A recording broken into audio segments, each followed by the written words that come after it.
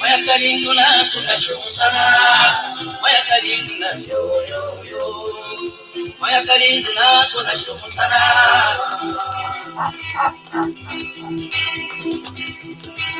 Anda ya pile kukarumba mwe banesu. Anda ya pile kukarumba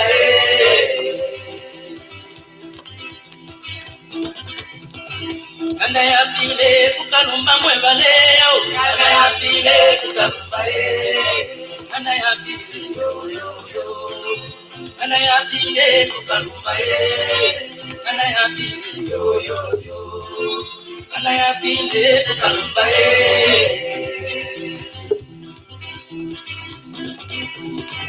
Palolo mwela ekatwalola mayo. Palolo mwela ekatwalola.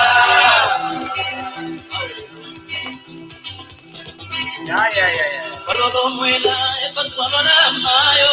Palolo mwela ekatwalola. Palolo mwela Palolo mwela ekatwalola. Palolo mwela Palolo mwela ekatwalola.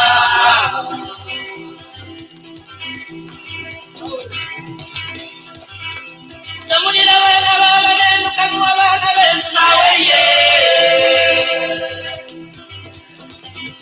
Tamulila bana baba nenu kanwa bana benu naweye.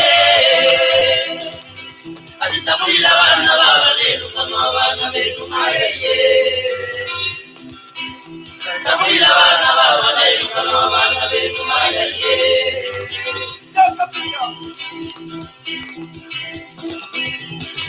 Maya kalindula kunashukuru sana mayo. Maya kalindula kunashukuru sana.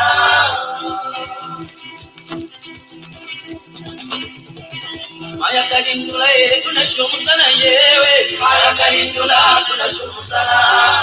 Maya kalindula Maya kalindula kunashukuru sana. Maya kalindula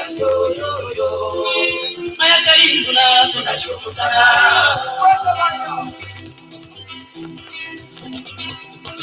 Anda ya pile kukarumba mwe banesu. Anda ya pile kukarumba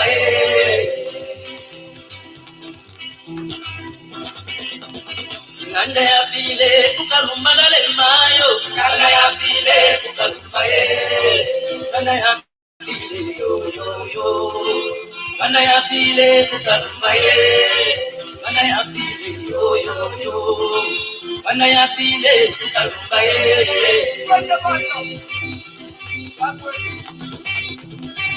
Palolo mwela ekotwalola mayo. Palolo mwela ekotwalola.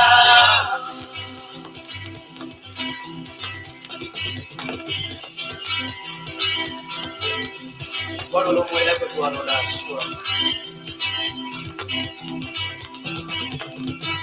Palolo mwela ekotwalola mayo. Palolo mwela ekotwalola. Palolo mwela Palolo mwela ekotwalola. Palolo mwela Palolo mwela ekotwalola.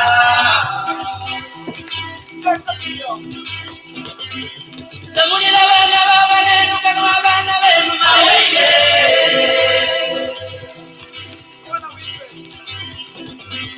Tamulila bana baba nenu kanwa bana benu naweye. Ati tamulila bana baba nenu kanwa bana benu naweye. Ati tamulila bana baba nenu kanwa bana benu naweye.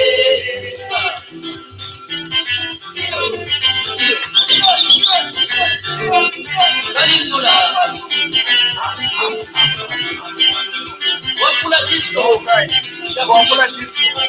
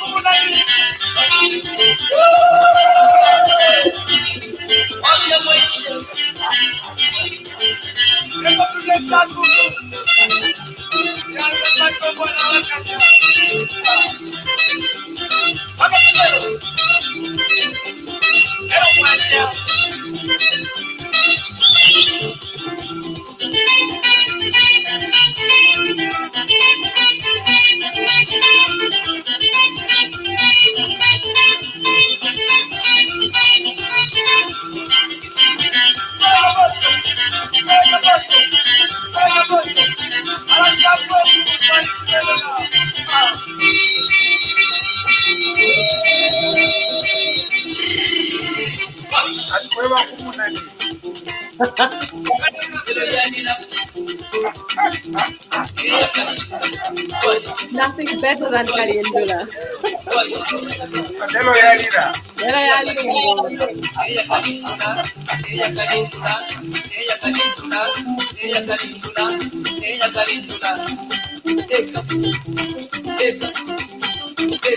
Yaidira nomba kukwibira bamuntu yateeka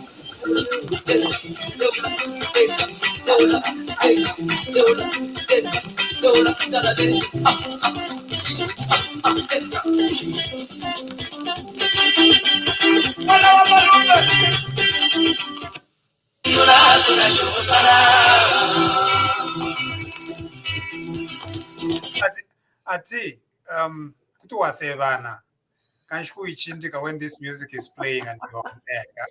Huh? Maya kalindula kuna shomusana yewe Maya kalindula kuna shomusana Maya kalindula yo. Please share this link with as many people as possible so that they can join us in your groups or wherever you are. Please share. We have Mr. Akashambatwa Masheke today, and we'll be talking to him today. Maya kalindula kuna shomusana Maya kalindula yo. Maya kalindula kuna shomusana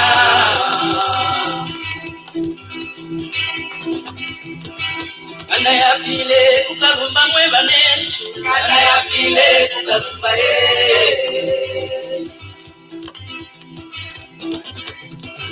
Kanda ya pile kukalumba mweba leo Kanda ya pile kukalumba Kanda ya pile yo Kanda ya pile kukalumba Kanda ya pile yo Kanda ya pile kukalumba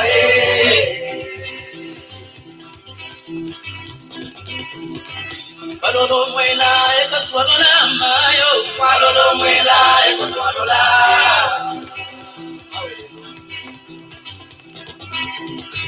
Palolo mwela ekotwalola mayo Palolo mwela ekotwalola Palolo mwela yo Palolo mwela ekotwalola Palolo mwela yo Palolo mwela ekotwalola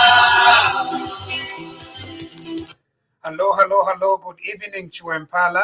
Elias Musha here on TV Bakwetu. I'm coming to you live from Calgary, Alberta, from the studios of TV Bakwetu. And joining me to co-host this program tonight is Linda Banks.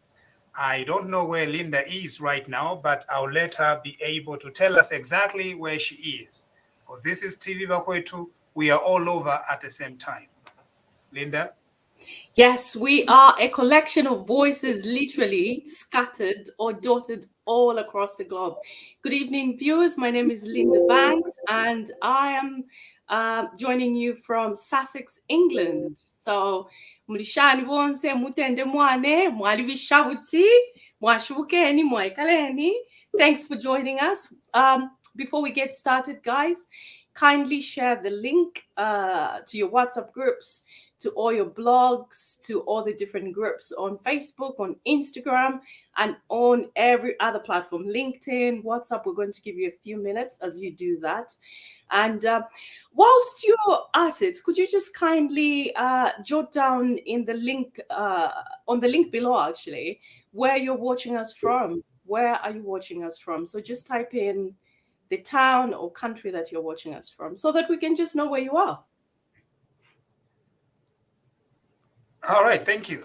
And I think while people are doing that, there's been several questions about how people can actually send stars and subscribe to our channel here.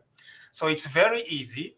So you go to your Facebook. I'm told that Facebook Lite in Zambia doesn't have that function. No. So you can't use Facebook Lite. Now, what is Facebook Lite? I have no idea what it is, Linda. Do you know what it is? Well, from what people say, I think it's just another version of Facebook. So I think kama phone ndimbiari sana, then they download different types of Facebook, whether it's a free one. I'm not completely sure. I'm sure one of our viewers can clarify what that is, but that's just my assumption. So if you're using Facebook Lite, could you just jot down on this link below what exactly is Facebook Lite? Because my understanding is just that it's another version of Facebook. All right. And so I understand Facebook Lite doesn't work with stars. So you can, I think Facebook gives you several free stars. But for the other stars, you must buy from Facebook. It's a very, very tricky way of Facebook making money. Yeah. And so that is what happens. So you can do that. The other thing that you can do is you can become a monthly subscriber. Linda is already a monthly subscriber. Linda, what process did you go through to become a monthly subscriber? Well, it's very easy actually. So literally, when you're on Facebook, where you're watching us from, literally at the bottom there is a yellow star, and if you click on that yellow star, obviously you send the stars, but next to it there's another icon which says become a sponsor or a supporter. So you just click on that and it will take you literally step by step on what you need to do. So basically, to give you an overview, you will need either a PayPal account, of which I did, but you can also use your own bank account. It doesn't cost very much. And besides, we broadcast to you live pretty much every night, giving you insights into what is going on in the country and demystifying things that probably are not very easy to understand. Like once we were talking about, Council Muncha was talking about Bill 10, which, in as much as I think it's very easy to understand most things for me, but that was a bit of a tricky one. So obviously TV Bakwetu debunked all the myths and helped the country pretty much. And a lot of other countries, people in diaspora have been testifying on how TV Bakwetu helps them to understand concepts that are tricky. So yeah, if you're grateful for this broadcasting station, which is completely free, we don't have any adverts on the TV station. So just as a way to say thank you and help us keep running, so you could become a monthly subscriber, or just keep sending a lot of stars every month or every day, even when we're on. Right. So that is on the Facebook side. On YouTube, you can subscribe to the channel. Yeah. On YouTube, you can also share, and then on YouTube, you can also do something that is like you send a gift to the channel, something like that. And so YouTube has that provision. And so now we've got to go straight into business. Are we ready, Linda? We are. We were born ready, Mamusha. As ready as we'll ever be. Ready. So I feel needs to be ready. Yeah, Alawafia. Anyway, we have Mr. Now there are some things. We have Mr. Akashambatwa Masheke. Now there are some things that I just need to first of all clarify with Mr. Akashambatwa Masheke. Now he's one of the most talkative people you ever come across. Now I used to ask myself at one point to say, why is it like that? And then I got this huge revelation that Aka is actually Ushi. Oh, that, now that I didn't know. So that made me realize that, that's do you know somebody else who is equally talkative? No. Are you sure?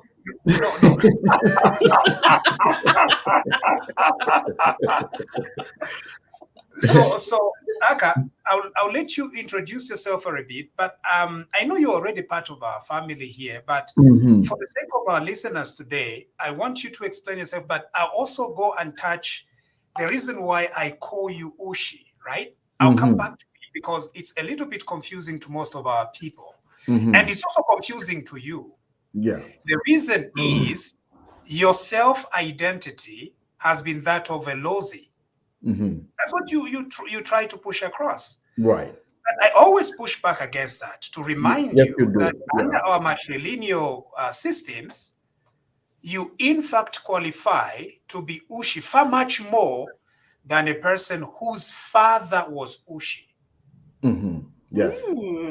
Yes. How can on that basis, Vamunsha? It's no. It does not mean that you are not. What we are saying is when it comes to no, you should learn that people that are born from Lamba or Ushi fathers are not. What I'm saying is because of matrilinealism, it's through the mother, and so a person born of a matrilineal tribe through the mother, that's where they derive their identity. But there are some people like Aka who are, when you see Akashambatwa Masheke, you can't tell because he's getting his last name and his first name from his royal princess from Barotse. But so are my children, right? So are my children. We are matrilineal as Anushi. They are patrilineal as Lozis, and so it makes for a very interesting. But tell us a little bit about yourself. Yes, thank you, Dr. Munsha. First and foremost, I want to take this opportunity to congratulate you on your successful defense of your dissertation, and that is not a mean feat. That is an academic accolade that you have to carry for the rest of your life. No, that one will continue. Even in obituaries, we will this for the rest of your life. So what are you saying? Life eternity after this life. Life eternity, exactly.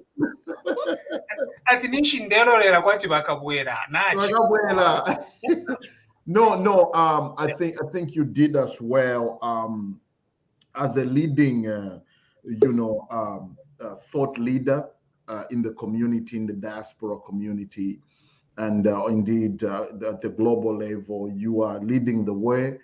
I was as soon as I saw that, I watched part of it. I was at work when I watched part of your broadcast of your defense of your dissertation. I was encouraged. I started scrolling through Google to see if I can re-enroll for my PhD. But that's a story for another day. Congratulations, by the way. Yes, you're right. My mother is Ushi. She comes from Kalaba village in the Mansa district. In fact, we come from the same area as Honorable Harry Kalaba. In fact, his ancestors are actually our chiefs there. I'm also an ancestor of another royal family from the Balosland. My great grandfather was King Lewanika, on my father's side. And so now, which King Lewanika is this? There are so many King Lewanikas. So which one is that? The original Lewanika? The original Lewanika, yes. So the original Lewanika had a son, Akashambatwa, one of his sons, many sons. One of his sons was Akashambatwa, and that's where I derived my name. That's our ancestor.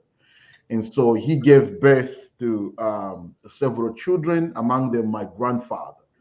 And so so that name is passed down from that lineage.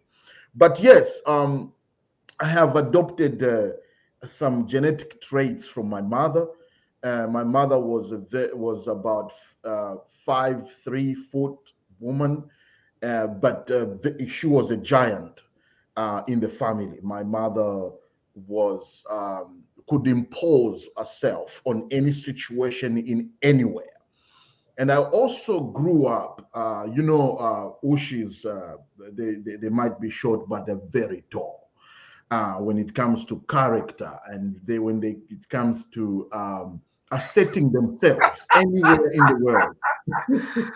I think we can attest to that. Not quite an example, fine.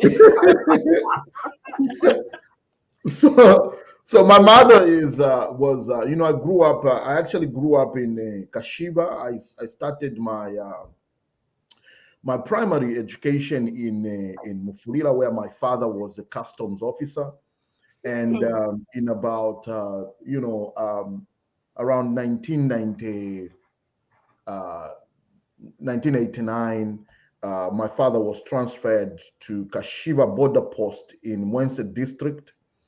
And so I went and attended the Kashiva Basic School and went on to start my secondary school at Mwense Secondary School. It's a boarding school. It's a boys' boarding school.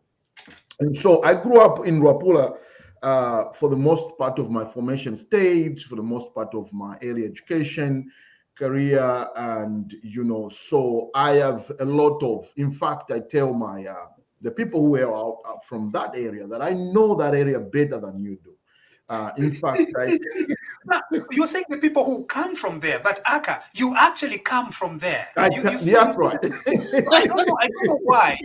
Now, is it just Aka or several people of with your hybrid identity that struggle to choose which one between the two? Because really, I don't see why you should say people who come from there when you actually come from there. Right. Rather, from village Calabar, you grew up there, so you actually come from there. That's right. I mean, definitely, you're right. It's not really a struggle to choose the identity. I usually love. In fact, I love my my heritage, my hybrid heritage, as you put it, because it gives me an opportunity to escape a lot of trouble. So whenever I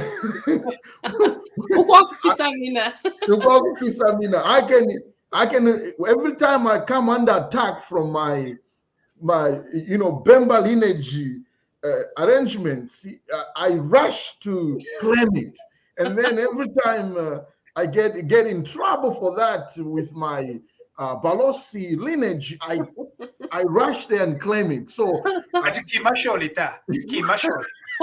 do you find that Akashambatwa, do you find that you get yourself in so much trouble? Do you find yourself entangled in different situations? My royal, we come from royalty, from a paternal part of it. May not like this discussion very well. Okay. Again, I come from my father's family. We're very paternistic. We are very, very, very big about paternal ancestral connections. Mm-hmm. And so as soon as I got a little bit older and I started my secondary school, my father began to ingrain me into Lozi culture. He took it upon himself as a responsibility to ensure that I understood who I was on his side of family and what my role actually entails in the family. In fact, my father is the eldest son in his father's family. And so he had an older sister, but because of we're paternistic and the men take precedent, my father became an ancestral leader of our family, and therefore because I'm his first eldest son, I had to take over that role. So we have an ancestral villages. We have ancestral villages that we are responsible for in Balosland, and my father has a responsibility to choose an Induna in that area that sits on a BRE under Chief Lukama's chiefdom. So we choose that Induna. Our family is responsible for that area. And so my father took it upon himself to ensure that I understood my role. Well, I want to tell you, my mother was not outdone. She also took upon herself to make it clear that this is my son as well, and he will know where he comes from, and he comes from Kumushikwa Kalaba, and he made sure that every year she took me there to know where my father, my grandfather from Kalaba village is. So I know that area very well. I know the Balos area very well. So I'm a very complete Zambian, if I say that.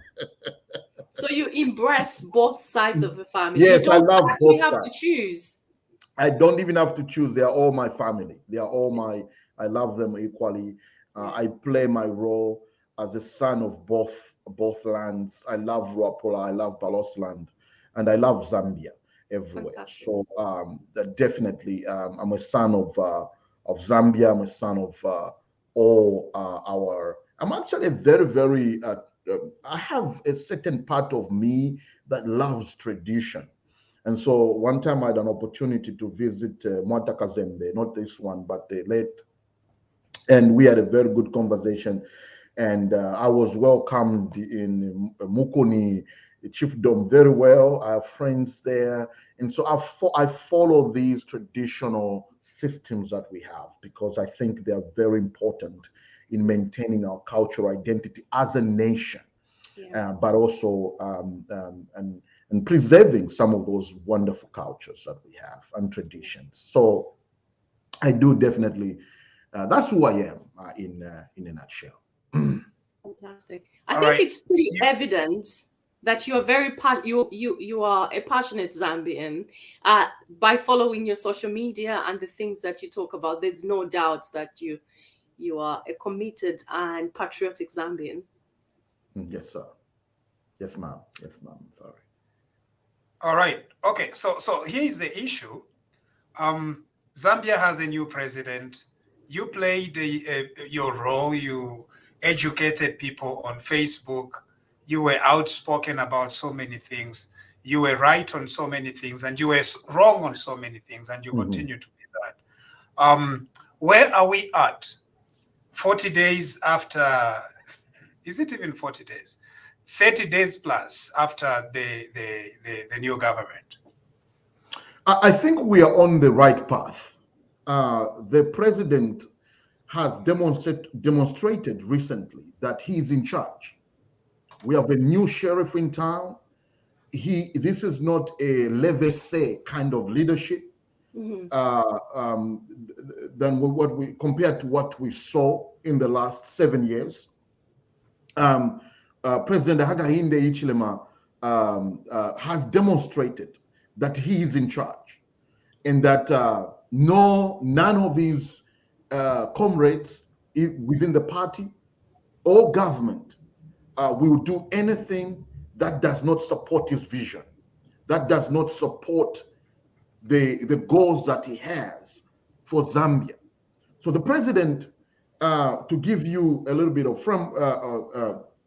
framework here, is look at the debate, how he shut down the debate about cadres in the markets. He did not shut down that debate. How did he shut down the Well, debate? he made it very clear. He said this debate What is did he over. say? He said this debate is over. What debate? About cadres in the markets and controlling the markets and harassing women and all that stuff. He said, look, here's my position. We are not going to be the new hooligans. We are not going to be the ones to start harassing, removing a person harassing marketeers, and then we become the new harassers.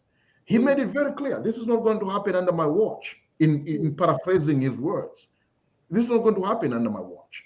We are not going to have the same hooliganism that we saw in the markets, whether under PF or UPND.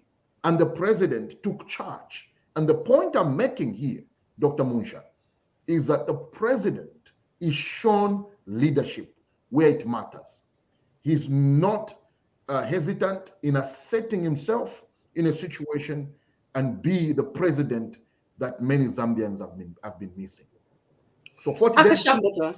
yes. On the same aspect, yes, I did hear the president say that.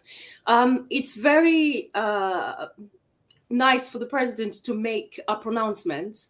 But how do you think, in your own words, because you've been very vocal on this aspect, how do you think the UPND can make can make cadres remain economically strong instead of wishing to linger in the markets?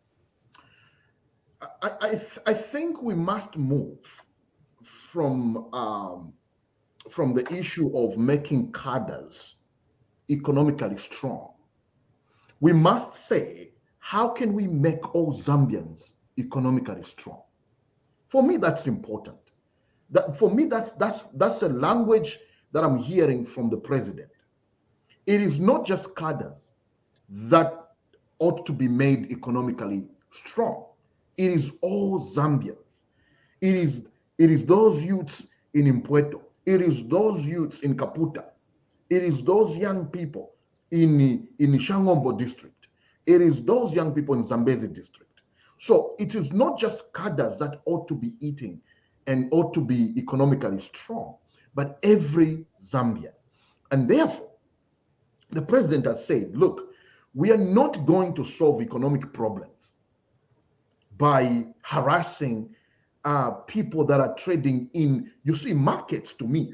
No, Aka, I have an issue because you are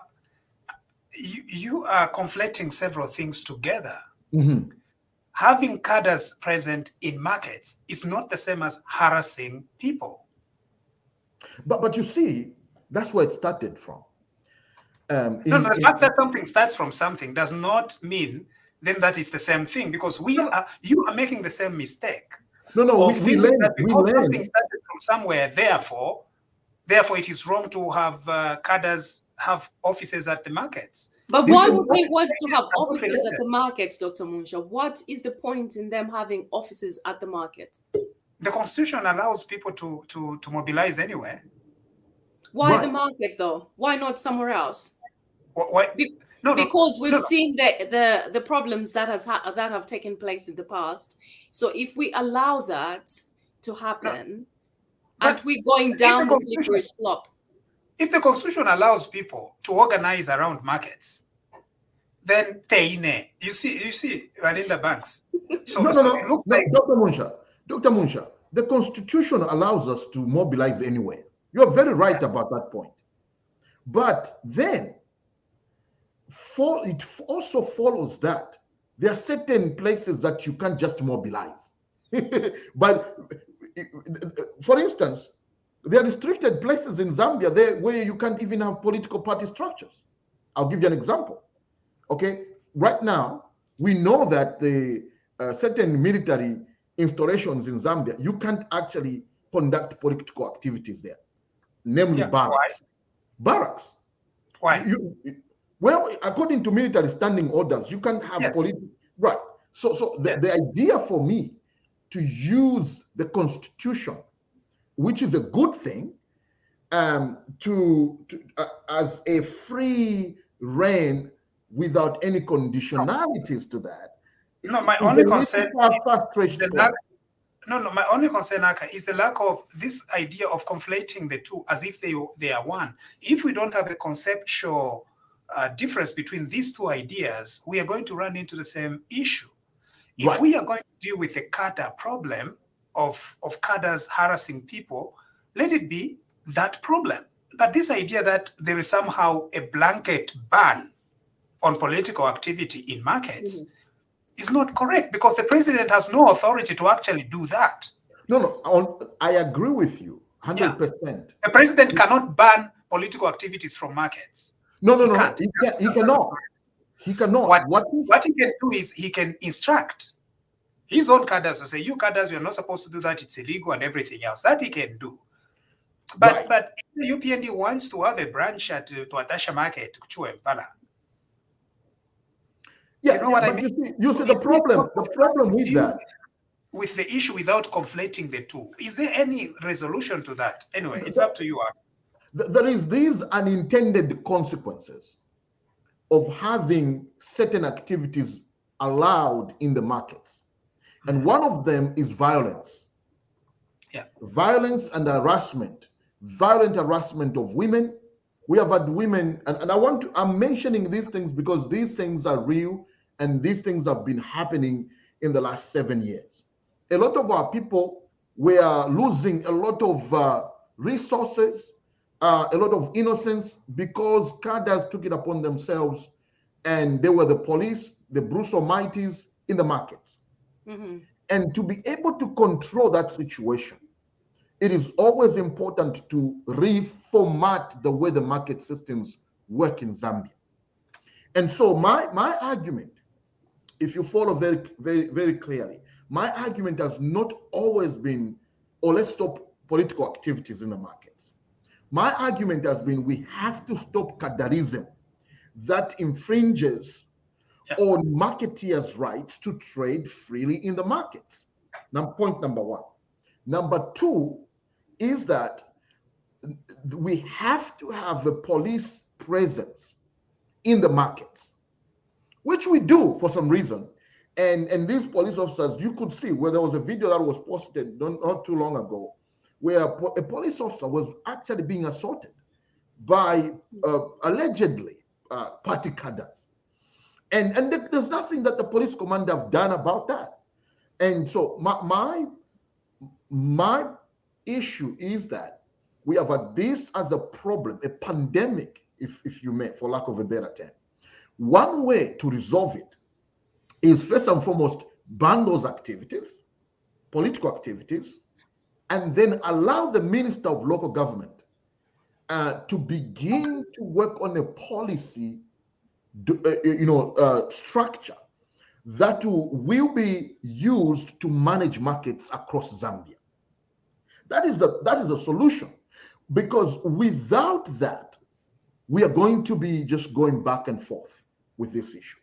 The Minister of Local Government, instead of coming online and making pronouncements that are politically charged, the best thing he can do is sit down with these technocrats in the ministry and also do a wider consultation on how best to manage our markets and allow freedom of assembly, freedom of expression, and at the same time have a well-structured way of collection of revenue, and ensure that all those marketeers are not harassed by anybody.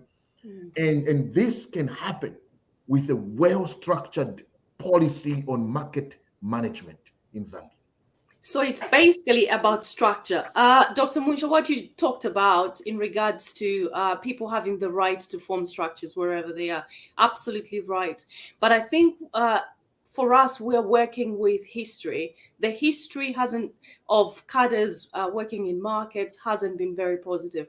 And I think this is why it's imperative that structures are put in place before actually people are allowed. It sounds awful, before people are allowed to actually enjoy what the law says.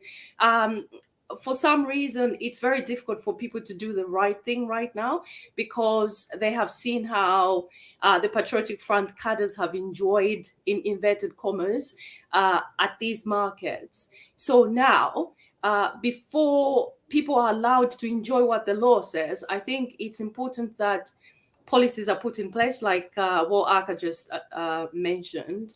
And for that to happen, there's going to have to be a systematic change in thought patterns for our people, and that's not going to happen overnight. So that's why, in the meantime, before these structures are put in place, and before our people, the cadres, are born again, so to speak, we'll have to I like that.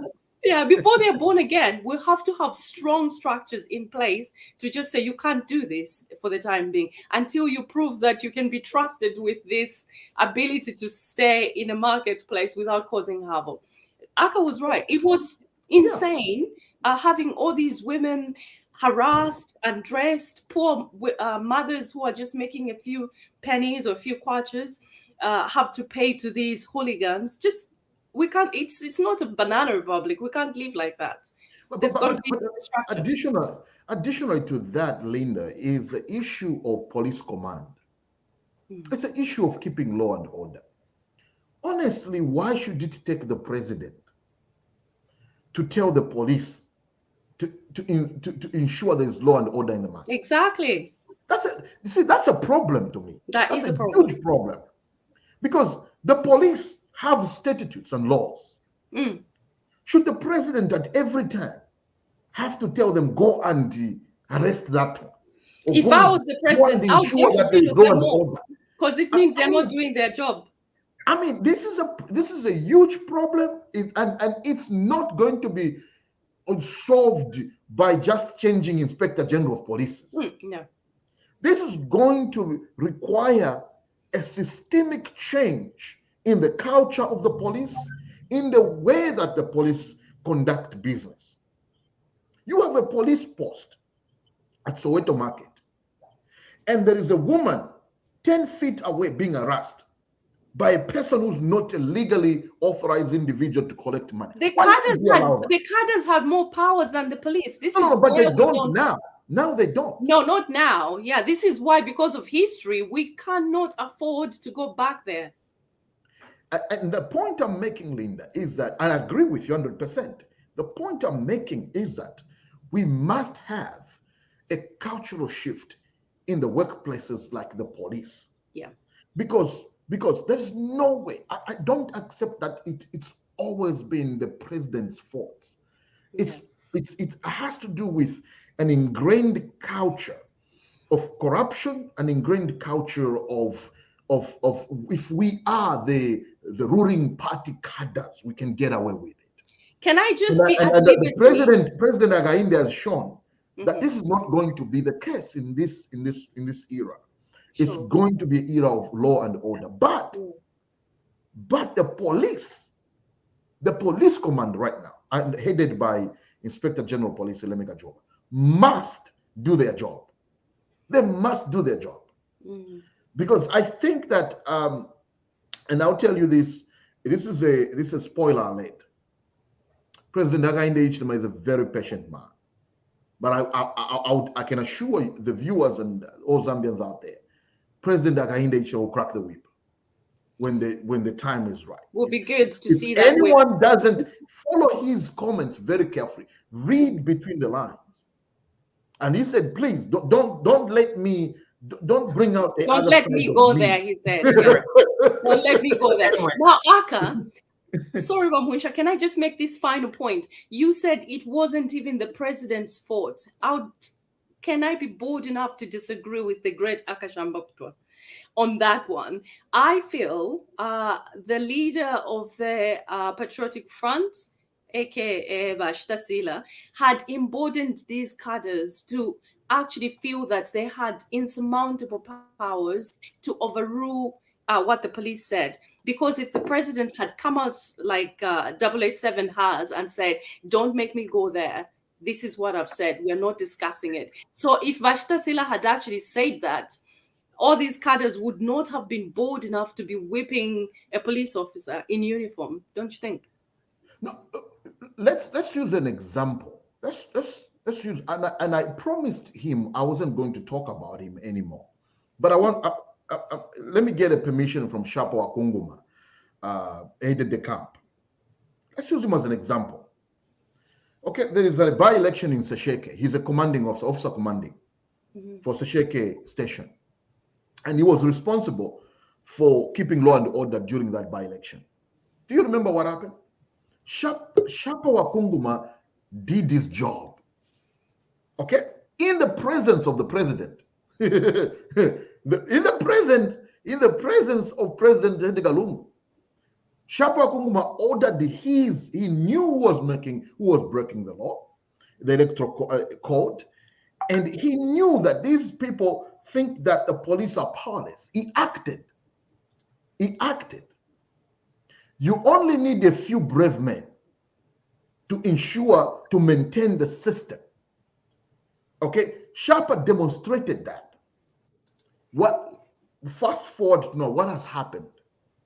So every democracy, look, we can have all the laws we want in the land, but it will take men and women of integrity, principled men, to make sure that those laws are maintained and followed.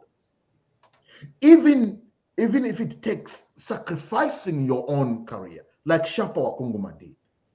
And so our republic needs men and women of integrity, men and women that are ready to put their own career on the line.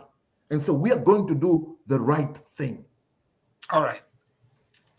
Now, this is very interesting, and I knew that bringing you, Aka, here, it's going to be very, very interesting. Now, I just want you to give us an idea of your economic, are you trained in economics or whatever it is? Because I like some of the things you say about the economy, okay? So where do you get that from? Are you trained in economics, or you're Yeah, just a busybody busying yourself with economics? so I have I'm a trained economist. I have a BA in economics, and I also did MA. I read MA Applied Economics, and What's also that? I have What's applied economics? so this Masters is of a Applied Arts. yes, Masters of Applied Arts. And so Masters of Applied Arts. It's MAA. For us in our field, it's basically just MAE. So which is we don't add the E. It's just the Masters of Arts in Applied Economics. Yeah. And so what it does is that we don't uh, we do have an aspect of studying the practical. So it's like SCCA versus Masters of Arts in Accounting.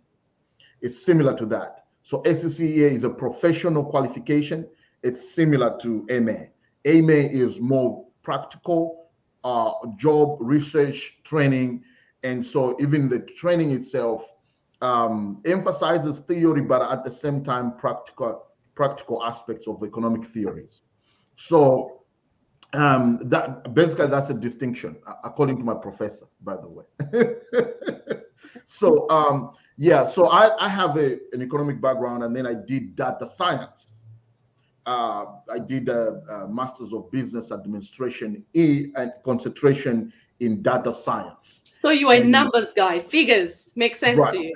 so I did a lot of statistical math, a lot of calculus and stuff like that. But so my current practice right now is I'm a data analytics consultant at ConHealth, which is a health hospital system here in North Carolina, USA.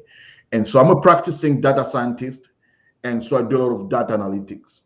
And so I leverage those skill sets to actually make well-informed commentary and analysis on And economy. predictions. Right. You've been making quite a So few predictions. right. So that's where my Dr. Musha, that's where my commentaries come from.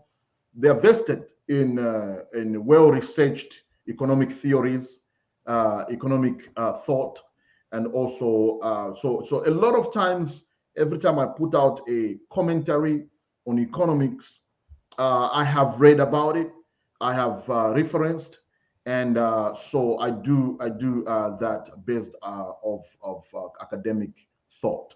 So it's not, and sometimes we try to make sure that as we make those comments, we make them enjoyable and a little colorful. That way people can understand. Sometimes when you go into too much theory, people will really not, you get confused with that. So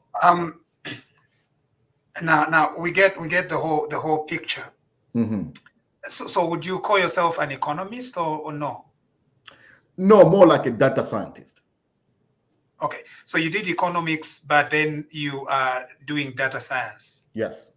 Okay, so then where would you fall? We've had Dr. Grieve Chelwa, and we've had Trevor Simumba. So where would you fall there? You would not classify yourself as an economist because they're economists. So your field is data science and something else. Yes. Am I right? Yes, data science. I do have an economic. So I've the same. I don't know. Trevor, what Trevor's Simumba went as far as his academic career, but if he failed within the master's level, I am at that level. Dr. Chelwa went a little bit further than that. He holds a PhD, and so we are right below Dr. Chelwa. But as you know, MA level is a terminal. It actually can be a terminal degree, and I can actually be called an economist. But I really don't like to be called that because I'm right now I'm not practicing economics. I'm actually practicing data science. So that's the only differences. But most of the data science application are a function of economic theories and statistical theories as well. You've said a lot of statistics and data concerning the Mwanawasa administration and the present. I want you to just put us into frame. What is all that about? What do you talk about? I know it's a lot for us to exhaust, but just give us an idea. Yeah. So I have advanced an argument that for Zambia to develop and for Zambia to reduce the poverty levels, including providing millions of jobs to many Zambians, we must emphasize economic growth. That's the premise of my arguments. Now, underneath that, there's a plenty of stuff that I've said, but my advance argument has always been that if we put economic growth at the center of our political discussions, our political engagements, we are going to move in a place where we begin to place Zambia in a position where we talk about real things that affect ordinary Zambians. I'll give you an example. When you talk about CADA, but Aka, that's what everybody says. Okay, right. So what makes you different is what? What makes you different? Everybody says it's an economy. Even Bashita Sila, But David.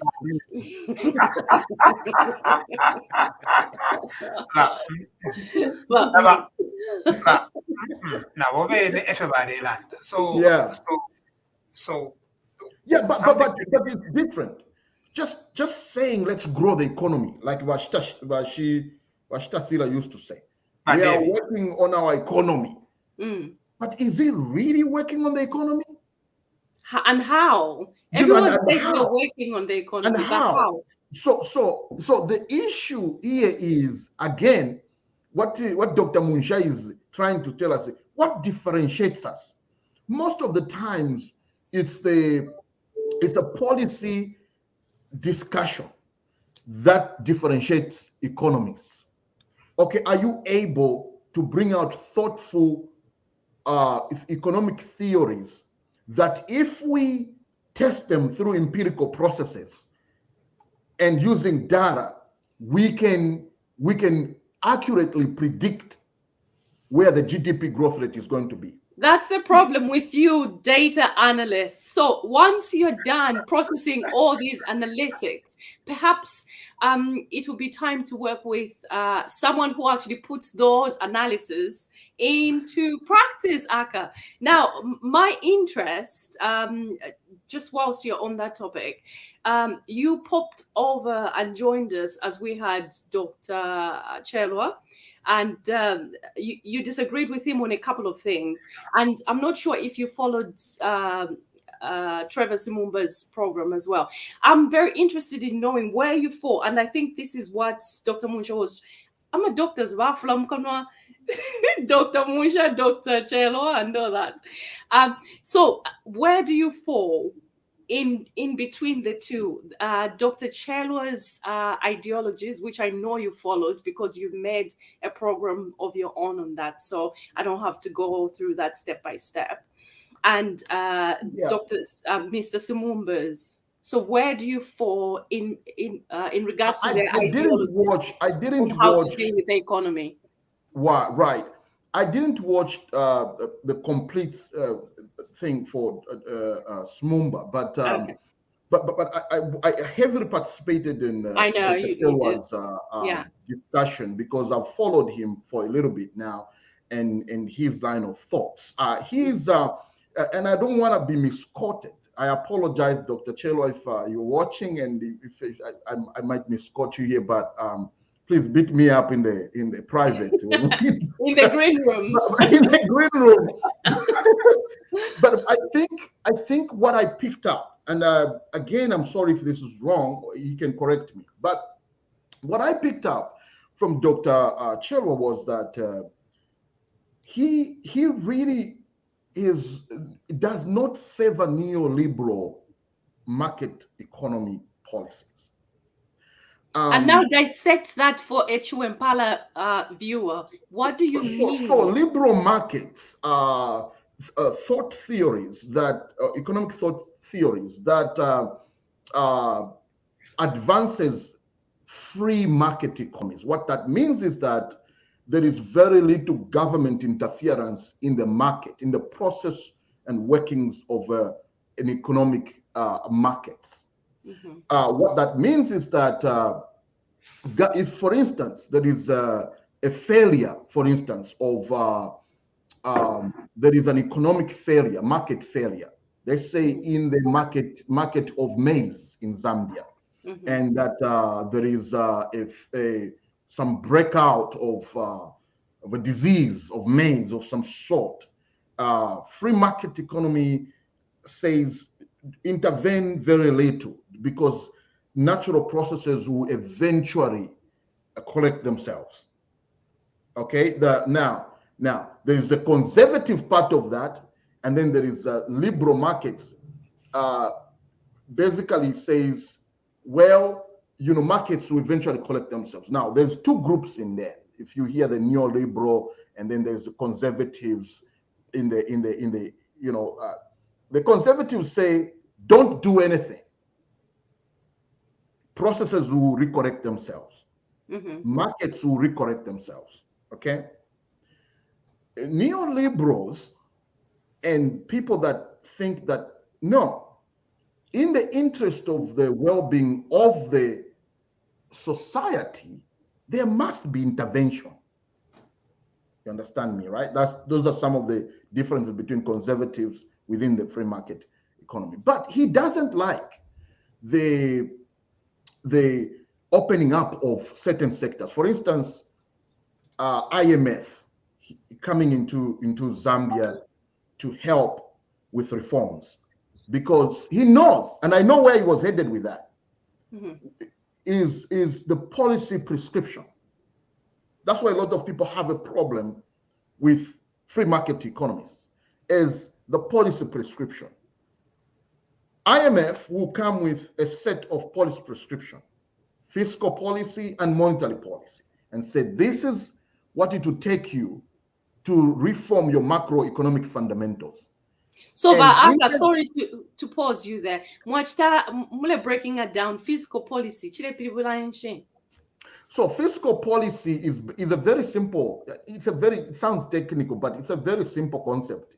It's basically the correction and expenditure of taxpayers' money. And monetary, that's clear, Nimpia. Monetary has to do with how you manage the flow of the forex exchanges, and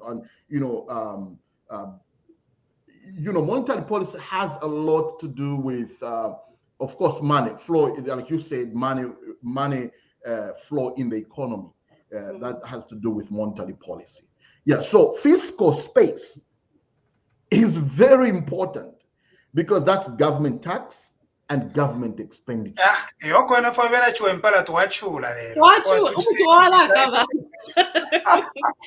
I'm saying. Let's talk about dissect so that no mulomo wine. Wachina chamukuita. No. I think it's important for people to understand that managing fiscal space and policies is important to the economy, and that's what the problem was, because so IMF brings what you call policy prescriptions. You're not using them as, you're not saying that IMF comes with conditions. You're saying IMF comes with policy prescriptions. Right. Why are you choosing to use a different terminology from what we are used to? Because all along, SAD, under Chiluba, under Mwanawasa, or whatever it is, we've said that these are conditions. That's what even Sean Zero is saying. He's saying that IMF is going to be conditions. Mr. Sean, do you know Mr. Sean Zero? Yes, I know. Okay. And do you know why he's called Mr. Sean Zero? Yeah, because he got zeros, isn't it? Most of the time. You can't even feign some ignorance like, oh no, why is he called Mr. Jai He's Shiva. called Mr. Sean Zero? Because he went into an election, and each time they would announce Sean Tembo, it was 000 all the time. He's Mr. Sean. Mr. Sean Zero. Sean Vamunsha. So those are the conditions. Yeah, I'm choosing a different wording because conditions seems definite. That if you don't follow them, it's like the way conditions sounds. It sounds like a zero-sum game. Okay, either have them, and we correct your market issues, your economic market issues, or you don't have them and you die as a state or as a nation state.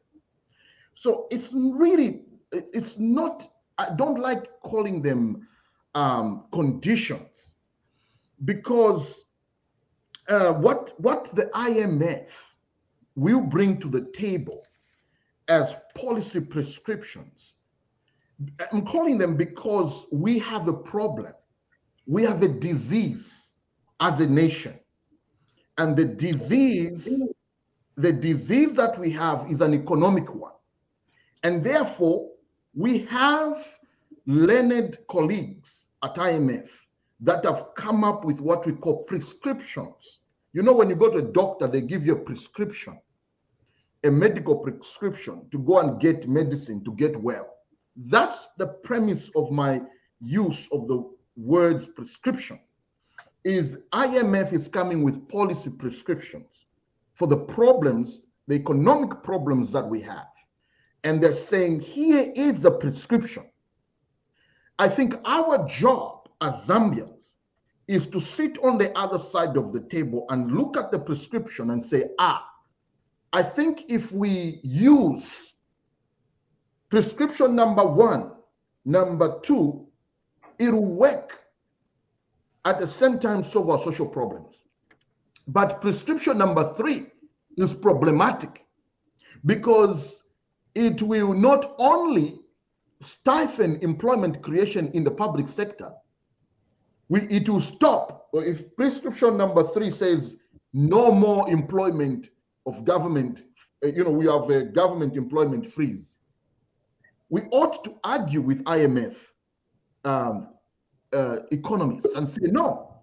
But if we stop government, we freeze government employment, where are we going to put the 4,000 clinical officers that are trained in our hospitals? Okay. So the argument here is not because those prescriptions are just conditions we have to accept. We have to negotiate. We have to have people like Aka who know what those mean. We can argue our case as Zambians for our people and say this policy prescription goes against our social policy goals as a nation.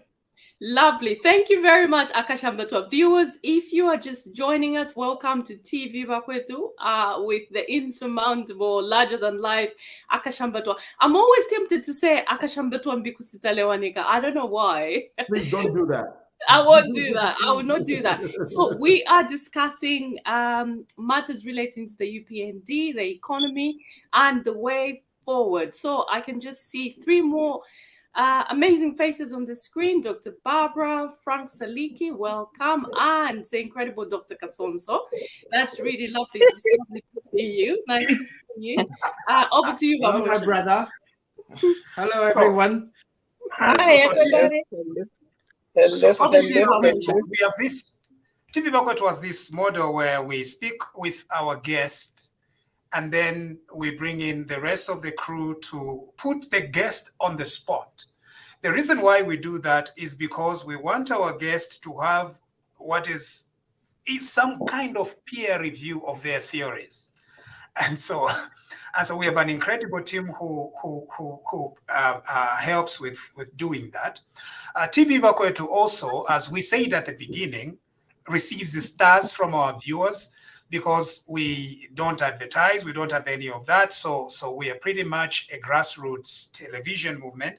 And so you can subscribe on YouTube, you can subscribe on Facebook, you can send stars, and that's pretty much how we survive. And we hope to continue bringing you incredible programs going forward. And so please do, okay? Please do. That's why right now, go ahead and subscribe and send us stars. So we are joined, like Linda said, we are joined by Dr. Barbara Chanda, we are joined by Frank Saliki, and Linda said, did Linda say the incredible? What did Dr. Kasson?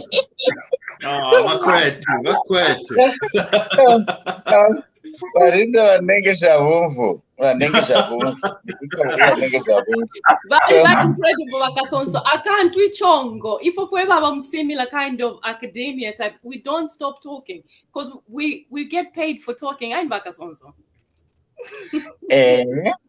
George Shinka, but one did Henson Valinda. So Nafka Panon smile. So when I was Dr. Elias, when I was told that Akashambatwa will be on the show, I went and prepared a question for the order Akashambatwa. So we are going to bomb him with his grandfather's question. Well, before you bombard him with his grandfather's question, I'll ask him some. I'll just bring him to some of the points that he has brought. Hello, big brother. Nice to see you. So, just like him, my dad is Ushi, my mom is Lozi, and we are also distant cousins as well. Yes. We're outnumbered by the Ushis now. We're outnumbered. You're outnumbered. Well, one of the points that you made is you gave an example of Zambian people standing up. You gave an example of that brave policeman who stood up in Kalabo and stood up against the PF. But is it not important that we've got facilities? We make it a lot more stable instead of individuals standing up against a system, but that individuals have got a system that actually protects them. That you don't get a one person who just stands up and fights a system, but the system actually protects them. So if a police officer stands up against cadres, that there is a system that is going to protect that police officer to stand up, that we're not relying on the bravery of people. Because as long as a country is relying on bravery of single individuals, we're not going to get the law and order that we're looking for. But if a police officer stands up against cadre, but that they are protected against something, like for example, in the UK, the police officers are protected by their police system. There's a system that protects them. So if a police officer is accused of something, there's a process that they go through. So instead of saying we need people to be brave, actually we need a system that protects them. And in truth, in the Lungu government, there wasn't a system that protected them. If you were against the government, you were kicked out.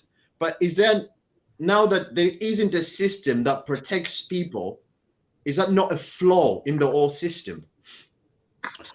I think that's a very good observation, Saliki. And by the way, we don't have, in our Zambian cultures, we don't have distant cousins. You're my young brother.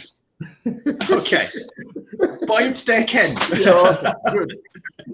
So, you're right. Again, you have to remember, within the context of system is made up of people at whatever level, beginning from the police post in Masheke or Kaputa or Mansa to the echelon of leadership at the police high command in Lusaka. It's all people. And so my point, the only reason why the UK system or the United States system works in terms of system, in inverted commas,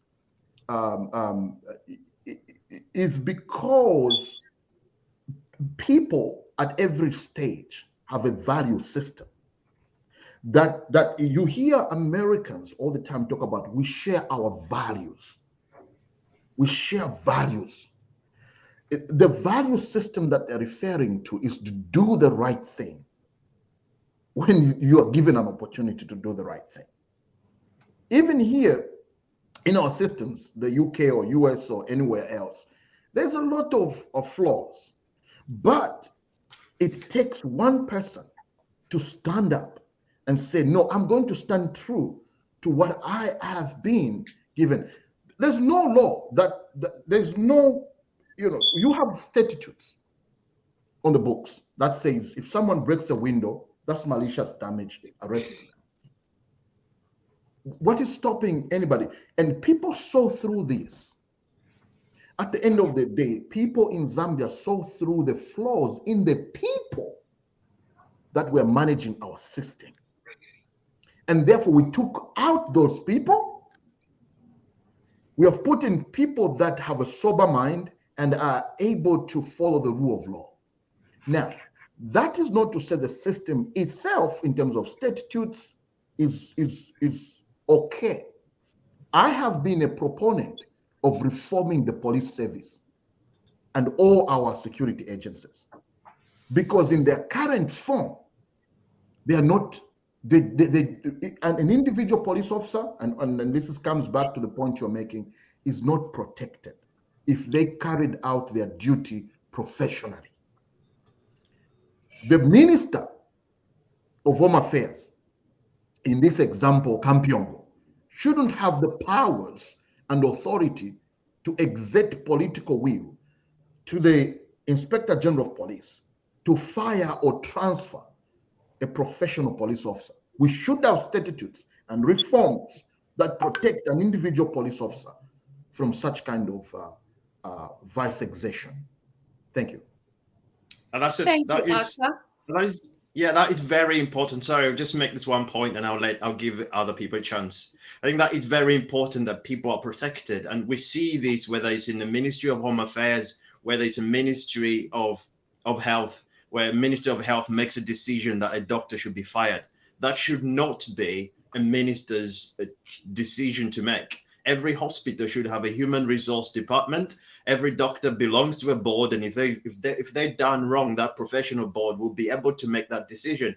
As a government minister, they should not have a power. They should not have a right to make a decision of who at what hospital gets fired. There should be people in place in those individual hospitals who are able to make that decision, so that the government do not have that. You don't give the government that much power to control every aspect of the system. Thank you, Frank. Nomba, we're going to pause a little bit and just say thank you to a few people who are sending incredible amount of stars. We have Linda Nkonde, who's just sent 1,000 stars. Thank you so much. Guys, I'm looking on the feed and I've just had a few sharing the link. Can you do that, please, so that we can all enjoy this amazing program? And before, there's been quite a few messages saying Bakasonsoka smile college the distract abantu.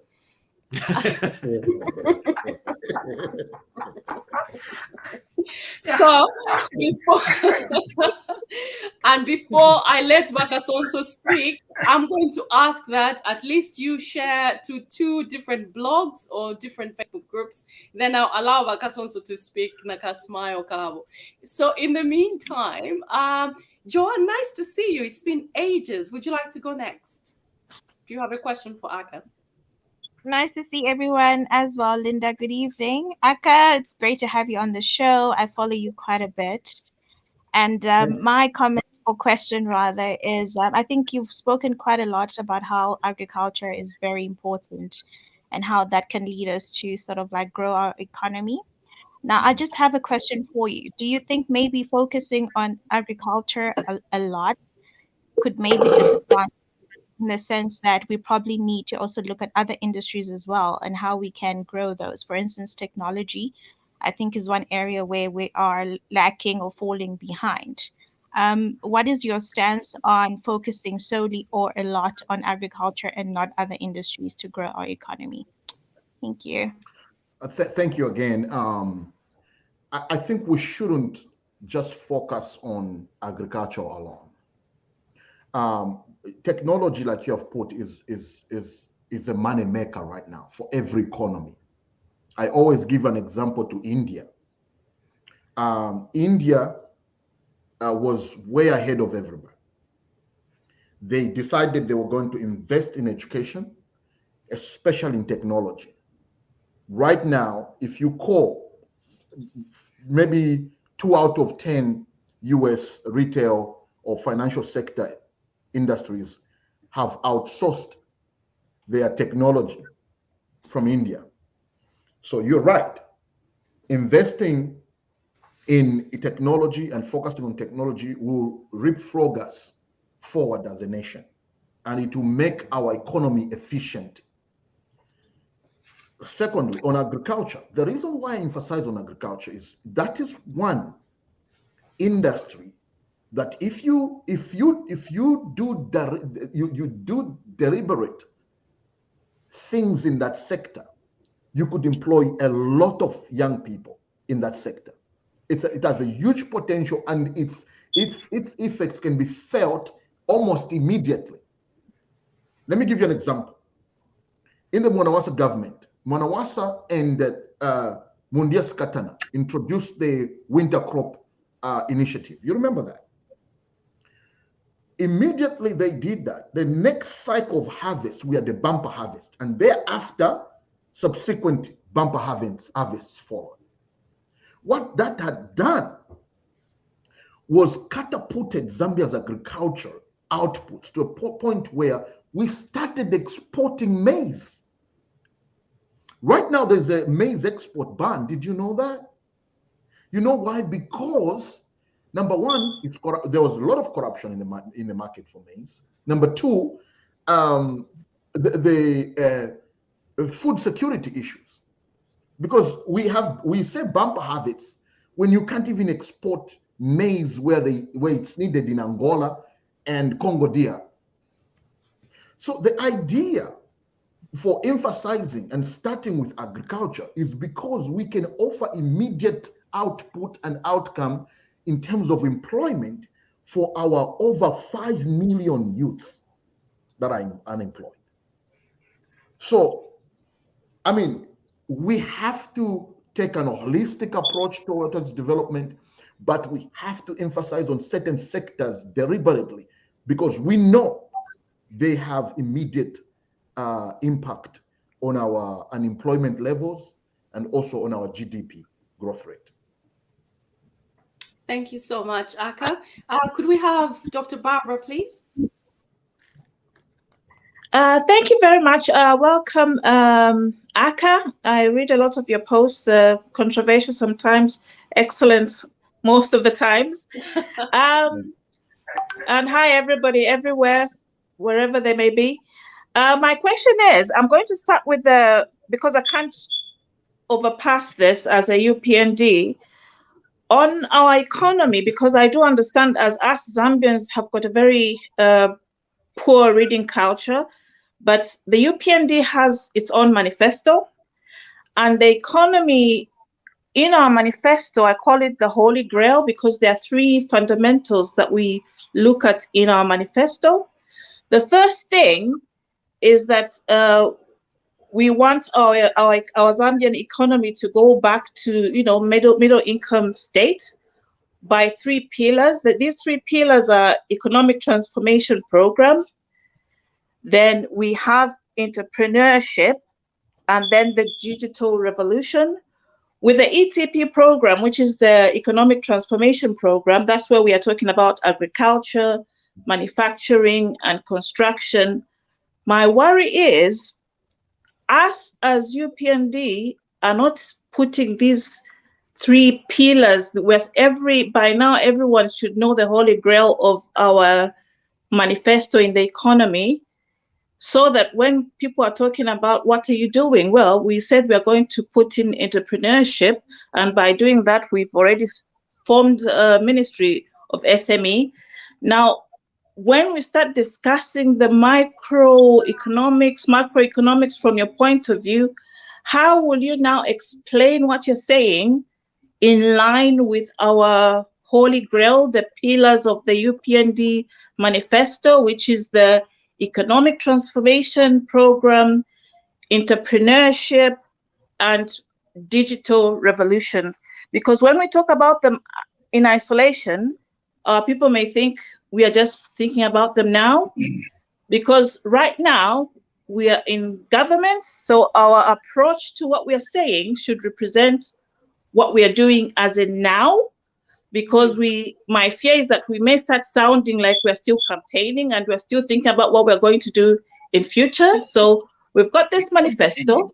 What you're saying, how is it now fitting with our economic transformation? How is it fitting with our entrepreneurship?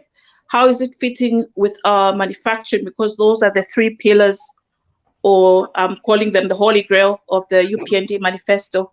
That's my question. Thank you. Thank you, Dr. Barbara. Aka? First and foremost, one of the reasons that I loved about UPND is their manifesto. It is a well thought out document. It has a lot of things, but follow the president very carefully. He's not abandoned that document. In fact, he's following it to the latter. Because if you look at the formation, you just mentioned about the formation of the new Ministry of small to medium enterprises. He is looking at the entrepreneurship aspect of that. He wants a clear support towards that. Now, I'll tell you why he elevated that, because the PF also adopted what we call the Citizens Empowerment, Economic Empowerment Commission, right? That commission, the president has put it under a ministry, and I think, correct me if I'm wrong, it might have been placed under this same ministry that we're talking about. But the president has not abandoned that. What we need to do, and I'll tell you what we need to do, is we cannot continue the same way that the PF was doing things. And I'm not trying to sound like politicking and blaming, but the PF government did not organize their economic activities in well thought out policies. Okay, number one. It was pante pante. You just do here. When people cry, maize, you go and respond. It was a reactionary government. Okay, they reacted according to public outcry and opinions. If people are crying for maize this way, that's where they go. If people are saying no, the roads, that's what they do. And their motivation was not to develop, but how much each of those individuals can take out of those contracts and policies. Now, I'm trying to, when you fast forward to now, what the ministers ought to do is develop policies, deliberate policies within their ministries to tackle these manifesto provisions in the UPND manifesto. Okay, thank you, Aka. Thank you so much. Dr. Kasonso, you're next. What is your question? Are you still sticking to Aka's grandfather's question, or be fair to the man and ask him a question based on what he's talked about? I'll do both. Okay. I'll be fair, but I'll also have him take a bite. That is the question intended for his grandfather. Fair enough. Yes. Go for it. Aka, hi. Good to have you here on TV, Robert. Good to have you, thank you. And also, Salik, hi. I have missed you, my friend.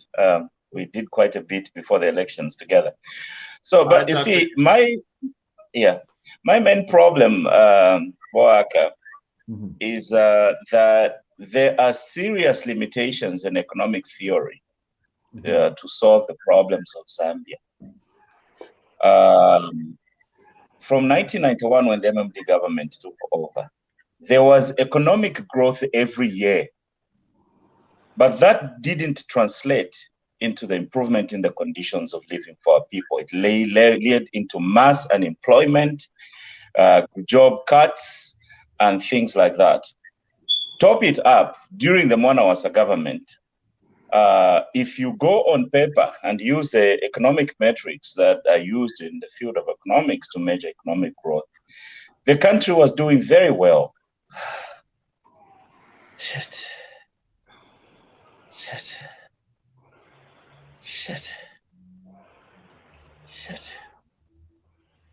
Oh, Wakasonso.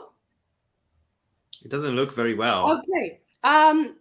Can we now move on to Bamkelevai? Welcome to the program.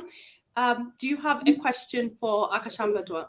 Actually, I was actually enjoying Dr. Kasonso's questioning, because the line of don't questioning worry, we was will move on to him. in my area as well. I was like trying to find out, say, in the 90s and the 2000s. Can we check on this? We will, Akashambatwa, we'll carry on with the program, and I've sent a message to keep an eye on Wakasonso. Thank you. Wakashambatwa, we have had economists that have been giving us analytical perspective of our country, that the country was either in the wrong or the right track, you know. And here we are still finding ourselves in the same mess, especially during PF regime. My worry and my caution is that you people who are economists or who are data analysts, as you put it, what have you done? What is it that, how are we going to hold on to your theories and embrace them as the thing that is going to help us come out of all this trouble and atrocities that we have been subjected to? We are waiting for you guys to come up with a tangible. Are we going to just have lip service than action using your background and legal backup? That's my area. I think Wakasonso was in the very, very right direction when he was asking that. Thank you, Bamkelevai. Yes. Just before you move on, I've just managed to get hold of Dr. Dr. Kasonso. He's okay. His phone just died. He's going to message the question he's going to ask. Yeah, he has sent a message. Don't worry. We should just carry on with the program. We've got people on the. It's very kind of you to care, but we'll just carry on with the program. I've got people on the standby to keep an eye on any of the viewers who are indisposed at the moment. Right, Akashambatwa, there was a question for you from Bamkelevai. Could you see how quickly you can answer that question, please? So let me tell you where economic theories work. In 2011, in fact, after PF came into office, I was one of the few proponents of a major economic reform to ensure that the economic benefits that were at the point, the benefits that we were getting as a nation, we could infuse those benefits to directly benefit our people through empowerment, proper empowerment, and growth of small scale enterprises. And we were advocating for job growth policies in the Ministry of Finance, in the Ministry of Communication, in Ministry of Trade and Commerce, and so on and so forth, agriculture, and so on and so forth. There was a death knell from that particular regime.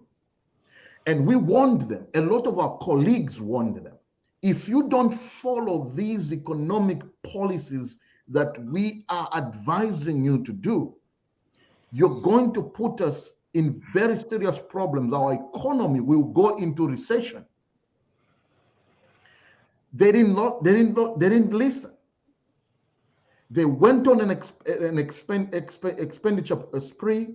They went on to do things because what to them, when they came into power and they saw the reserves, the national reserves we had, and the good economic activities that were happening, to them it was manna from heaven. They went on a spending spree, exorbitant borrowing at very high prices to the economy, and the effects can be felt now.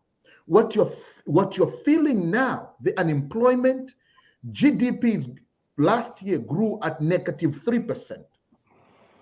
Those are effects of the policy mismanagement.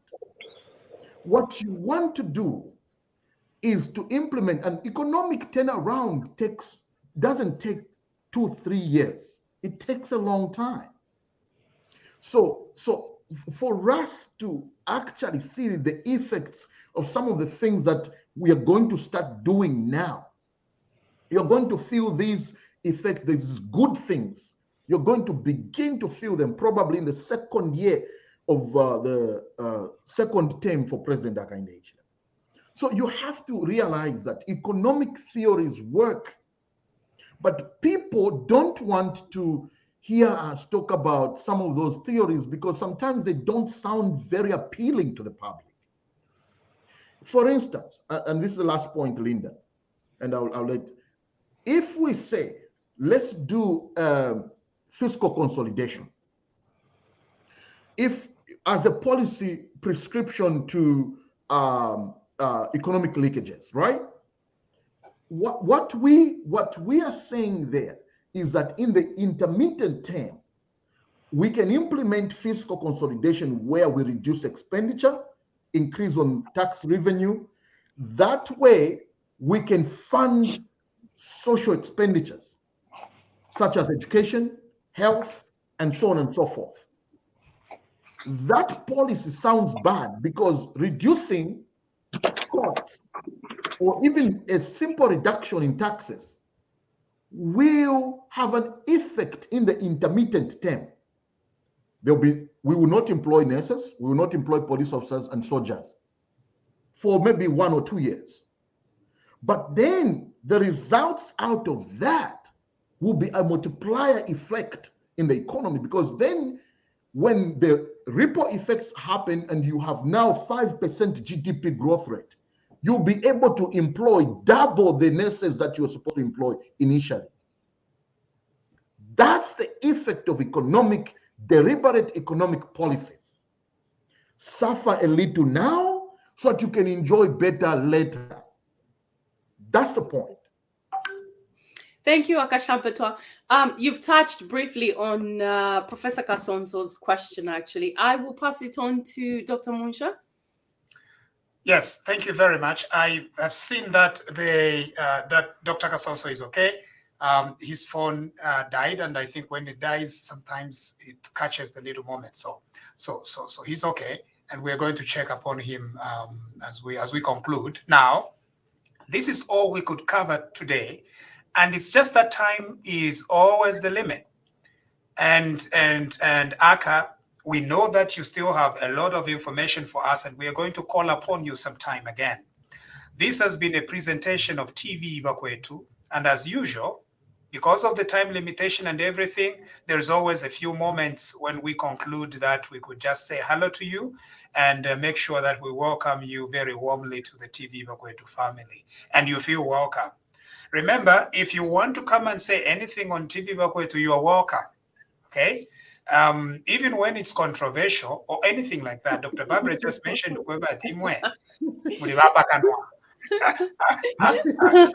I think Aka was Pakanwa. That's why we're here. That reminds me, why is Percy Chava so quiet today? Exactly, that's worrying. Lelo pantama bola ya chivako umutima wa chitunta sana. So yeah. No wonder. Mama said, oh, tabawini ne wapesi, tabawini ne lelo. Out of Madrid or Manchester City, and you know that game was hell.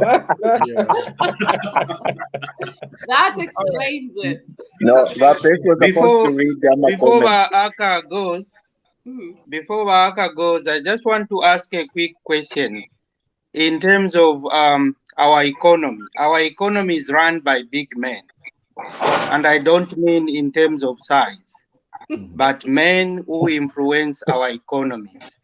How can we make sure that we strengthen our institutions, because they are weak? And this is the reason why we continue to have problems.